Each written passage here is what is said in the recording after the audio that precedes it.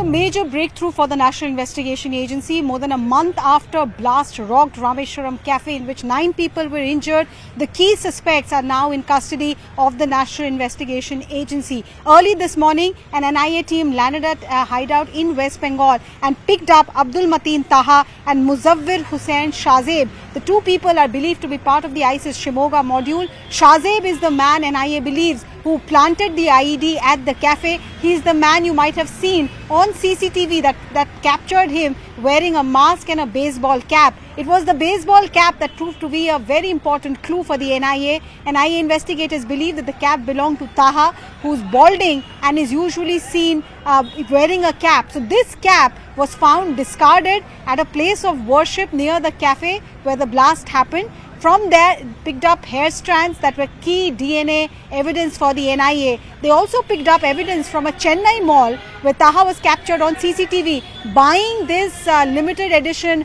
baseball cap on which there was a unique identification number.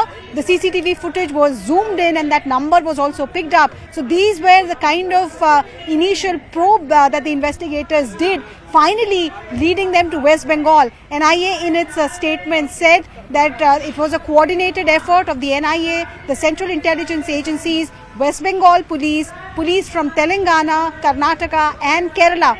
If you recall, after the blast happened, Shahzeb was captured travelling across Karnataka and to other states as well, like Andhra Pradesh. He was suspected to be in Maharashtra also at some time. So therefore, a multi-agency probe, multiple state agency probe was launched in this particular case.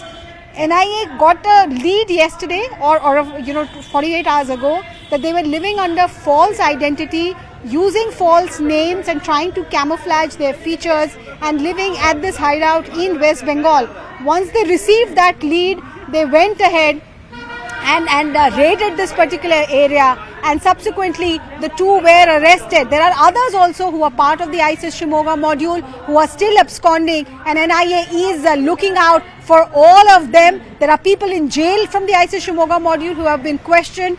So these 2 arrests could lead NIA to the other conspirators who helped them procure explosives, who got them money and funding, because it is believed that Taha was in a Chennai lodge for 2 months before the blast happened. He was staying at this lodge using fake name, fake identity since January this year, and therefore NIA is now wanting to question the 2 to know who else was part of this conspiracy. 10 lakh rupee reward was announced by NIA seeking public cooperation, and the arrest has finally given them that crucial breakthrough, and NIA is believing that the other members of the ISIS Shimoga module could also be in their custody very soon.